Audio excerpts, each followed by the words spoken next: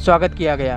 PM Modi को हवाई अड्डे पर भूटानी सशस्त्र बलों की ओर से भव्य गार्ड ऑफ ऑनर भी दिया गया। भूटान एक ऐसा देश है जिसके साथ भारत के संबंध शुरुआत से ही अच्छे रहे हैं। इस देश की लोकेशन भारत के लिए काफी महत्वपूर्ण है क्योंकि यह भारत के अलावा चीन के साथ भी अपनी सीमा साझा करता है। इंडिया इनके साथ चाइना के खिलाफ एक पूरा ग्रुप बना हुआ है, ऑस्ट्रेलिया, अमेरिका, इंडिया, तो ये एक ग्रुप बना हुआ है पैसिफिक में कि चाइना को कंटेन करने के लिए इंडिया उसका हिस्सा है। तो इंडिया को तो ये किसी सूरत में भी नहीं क्रिटिसिज्म करेंगे। ये United States recognizes Arunachal Pradesh as Indian territory. पहली बात तो ये है कि अमेरिका जो है वो भारत के साथ खड़ा हो गया है। And we strongly oppose any unilateral attempts to advance territorial claims by incursions or encroachments, military or civilian, across the line of actual control. तो जिस पे आज अमेरिकन्स ने कल ये कहा है कि ये इंडिया का एरिया है और इंडिया को हक है कि वो जिधर मर्जी जाए। तो डिफेंस मिनिस्टर ऑफ पाकिस्तान का ये कहना है कि अब हम टीटीपी जो हम पर हमले कर रही है उसको ना रोका गया तो हम अफगानिस्तान और इंडिया का ट्रेड रूट बंद कर देंगे। देखिए इंडिया भी बहुत सा तेल ले रहा है ईरान से, ब्रेकिंग द एम्बार्गो, मगर इंडिया के ऊपर ये सैंक्शंस नहीं लगाते। India is too important a country for them. उन्होंने ये कहा कि बिल्कुल हम डॉक्टर जयशंकर और भारत के साथ इस बात पे इस व्यू को शेयर करते हैं कि पाकिस्तान जो है वो टेररिज्म को स्पॉन्सर करता है। और दूसरा आपने देखा होगा कि अग्नि 5 का तजर्बा किया गया और उसके बाद 10,000 ट्रूप्स मजीद बढ़ाए गए भारत की तरफ से। वो पता चल जाएगा आपको। यही कीमत मैं दरखास्त करूंगा चीफ मिनिस्टर साहब से कि यही कीमत रखें, नहीं रखेंगे तो फिर मैं अपने कपड़े बेचूंगा और आपको मैं आटा भागा।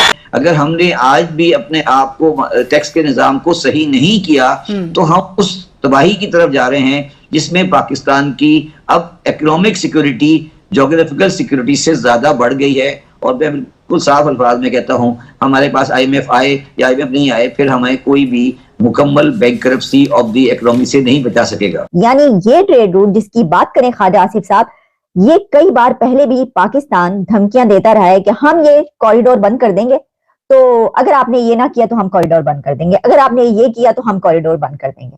एक ज़माने में प्लान ये था कि इंडिया तक जाएगी, मगर फिर इंडिया ने ये कहा कि हम पाकिस्तान को के ऊपर एतबार नहीं है, किसी वक्त ये टूटी बंद कर देंगे तो हमारी तो हम तो तबाह हो जाएंगे, हमने तो सारी डिपेंडेंस की होगी उसके ऊपर। तो India has said no, we are not interested.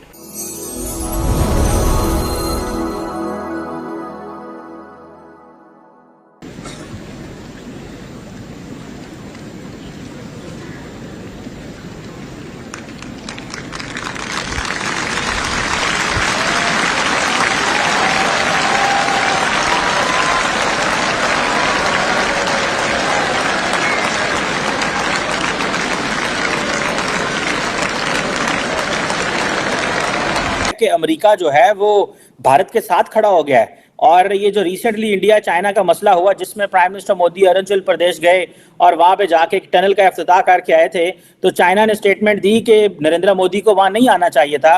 तो जिस पे आज अमेरिकन्स ने कल ये कहा है कि ये इंडिया का एरिया है और इंडिया को हक है कि वो जिधर मर्जी जाए। तार साहब, ये बड़ी इंपॉर्टेंट डेवलपमेंट है। चीमा साहब, सबसे पहले तो मैं वो सीला टनल के हवाले से बात करूंगा। कुछ चाइना को जो रिजर्वेशंस थी उस पे वो समझते थे कि उस टनल की वजह से ट्रूप्स जो है, ट्रूप्स का बॉर्डर पे फ्रंट पे आना जो है वो स्पीड अप हो जाएगा, उन्हें एतराज था। और दूसरा आपने देखा होगा कि अग्नि 5 का तजर्बा किया गया और उसके बाद 10,000 ट्रूप्स मजीद बढ़ाए गए भारत की तरफ से। और दूसरी तरफ से कराकरम रीजन के अंदर उन्होंने वहां पे लाइव एक्सरसाइजेस की एंटी एयरक्राफ्ट अग्नि 5 का जो उसको उन्होंने काउंटर करने के लिए, इन सारे अंडर गिवन सर्कमस्टांसेस। और फिर उसके बाद मैं एक और बात यहाँ पे ऐड करना चाहूंगा। आपको याद होगा कि शायद कुछ दिनों पहले अमेरिकन, हमने भी बल्कि बात की थी कि अमेरिकन इंटेलिजेंस ने कहा है कि जी इंडिया चाइना कॉन्फ्लिक्ट हो सकता है। और आज उनकी ये सपोर्ट करना, चीमा साहब ये ज़हन में रखें कि इस वक्त अमेरिकन ये चाहती हैं कि उनकी जंगें कोई और लड़े। अब वो चाइना को भी वो जिस तरीके से वो भारत के करीब ज्यादा से ज्यादा आते रहे हैं माजी में और अपना वो एक प्रेशर बिल्ड करने की कोशिश करते रहे, डिफेंस कॉन्ट्रैक्ट साइन करते रहे भारत के साथ, उसमें बिल्कुल ये क्लियर नजर आ रहा है कि अमेरिका ये चाहता है कि जो भारत है वो चाइना के गले पड़े और अपनी इकॉनमी। और दूसरा सबसे बड़ी बात यह, दो चीजें मजीद ऐड करना चाहूंगा। वेस्टर्न सिविलाइजेशन को 8.4% इंडियन ग्रोथ भी जो है वो भी आंखों में खटकती है, वो भी खटकती है। और तीसरी चीज उसमें यह है कि जो डिफेंस में खासकर डिफेंस को जिस तरह अगले दिन गयाना ने 2 तैयारे खरीदे भारत से। भारत अफ्रीका में असला बेच रहा है, तो आप इस वक्त अमेरिका, जो भारत है वो अमेरिका का कंपटीशन बन चुका है।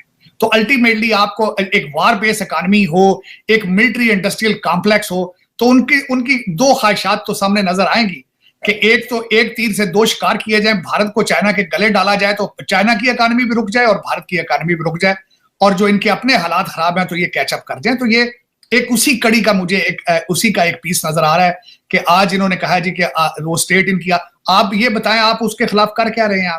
आप कुछ या तो अमेरिका को कहें ना कि यूनाइटेड नेशंस के अंदर रेजोल्यूशन पेश करें या फ्रंट पे आके खेलें।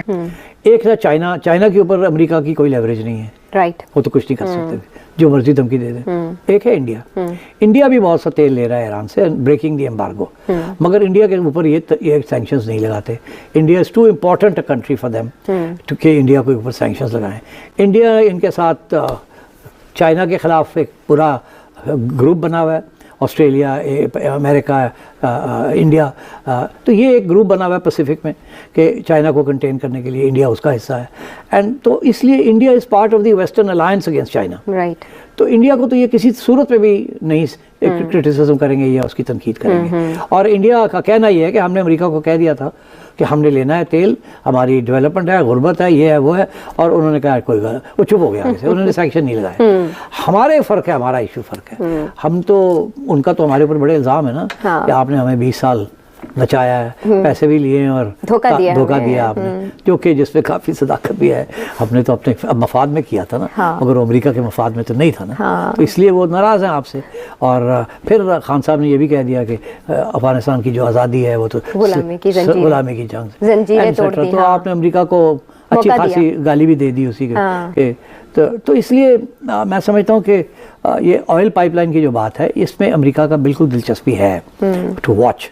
अमेरिका ये कहता है कि तुर्कमेनिस्तान से, सेंट्रल एशिया से अफगानिस्तान के जरिए आप पाइपलाइंस लेके आएं।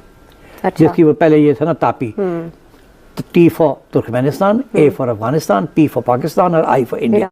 वो तापी पाइपलाइन 1995-96 से उसकी डिस्कशन चल रही है, मगर वो कहीं पहुंची नहीं है, क्योंकि वो फीजिबल उसी वक्त तक होती है जब तक ये इंडिया तक ना पहुंचे, बिकॉज अफगानिस्तान में कोई डिमांड नहीं है, पाकिस्तान में डिमांड है, मगर उसके साथ इतनी बड़ी पाइपलाइन के ऊपर 12-15 अरब डॉलर खर्च करना और सिर्फ पाकिस्तान को सप्लाई करना, डजंट मेक सेंस। वो कहते हैं इंडिया तक जानी चाहिए। एक ज़माने में प्लान ये था कि इंडिया तक जाएगी, मगर फिर इंडिया ने ये कहा कि हम पाकिस्तान को के ऊपर एतबार नहीं है, किसी वक्त ये टूटी बंद कर देंगे तो हमारी तो हम तो तबाह हो जाएंगे, हमने तो सारी डिपेंडेंस की होगी उसके ऊपर। तो India has said no, we are not interested. तो इंडिया ने अपनी और इंतजाम कर लिया। तो अब ये वो तापी पाइपलाइन भी रह गई है। अब हम पागल हुए हैं, हमें गैस चाहिए, हम तो दिन रात तड़प रहे हैं। तो अब हमने फिर ईरान हमारे पीछे पड़ा हुआ है, वो तैयारी करते करते हम 2010 तक पहुंच गए। ईरान ने कहा आपने हमारे साथ मुआहदा किया हुआ है कि आप ये करेंगे, नहीं करेंगे तो हम आपको अदालत ले जाएंगे। जैसे रिकॉर्डिंग के ऊपर आपको डज लग गई, अगर ये डज लग गई तो आप बैंकरप्ट हो जाएंगे, उड़ जाएंगे आप।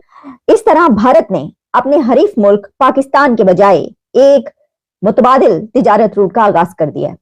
उनको एक ऑल्टरनेट रूट मिल गया और उन्होंने चाबहार से वो वाली गंदुम भेज दी जो आपने 2017 में रोकी थी। और इस कॉरिडोर का जो बुनियादी मकसद था भारत और अफगानिस्तान के दरमियान ट्रेड के लिए पाकिस्तान पर इक्तफा कम करना और अफगानिस्तान की जो भी गंदुम है, कोई भी जो भी तिजारत होती है, उसको इंडियन मार्केट तक ज्यादा से ज्यादा एक्सेस मिल सके, इसके लिए उन्होंने कर दिखाया। तो अब मुझे ये समझ नहीं आ रही कि ख्वाजा आसिफ साहब कौन से ट्रेड रूट की बात कर रहे हैं वो। अच्छा, एक तरफ तो ये बात कि वो तो पहले ही, सर हम तो आपको बताते रहे कि आप कहां पर हैं, आप क्या देख रहे हैं वहां पर। ईरान और इंडिया के बीच चाबहार पे देखिए क्या क्या हो रहा है। और अब तो अफगानिस्तान ने उसके अंदर अपनी इन्वेस्टमेंट भी शामिल कर दी है। अफगानिस्तान तो उसमें बहुत बड़ी इन्वेस्टमेंट अब कर रहा है और कह रहा है कि हम इसमें शामिल करो, और हो चुका है वो शामिल। तो वो तो अब सब इसमें फरीक बन चुके हैं उसमें, उनको इस रास्ते की क्या जरूरत पड़ेगी। चले अगर थोड़ा बहुत कितना को नुकसान उनको हो जाएगा, लेकिन इसमें ज्यादा बड़ा नुकसान किसका है? ज्यादा बड़ा नुकसान जो है वो उसका है कि जिसने अपनी भी तिजारत के, अपने भी ट्रेड रूट और कॉरिडोर्स बंद कर रखे हैं इंडिया के साथ, अब अफगानिस्तान के साथ भी ज़ाहिर है कि बंद हो गए। कि जो हालात है वहां पे, ईरान की पहले ही वो पता चला था कि बॉर्डर पर जो वो मंडियां लगाई जाती हैं वो कौन सी होती हैं, पता नहीं कौन सी, किस जमाने में हुआ करती थी, बहरहाल वो कहाँ गई। तो एक तरफ अपने ऊपर आप सारे दरवाजे बंद करें और ये कदम उठाकर अगर आप कॉरिडोर रूट बंद भी कर देते हैं तो उनके ऊपर कोई आने का फर्क नहीं पड़ना, सर कोई फर्क नहीं पड़ना। उन्होंने इसके बदले में एक तो आपका क्या क्या कुछ बंद कर देना, ये सोच लें आप। अभी तो वो दरियाए रावी का आप चीखे मारे थे कि पानी बंद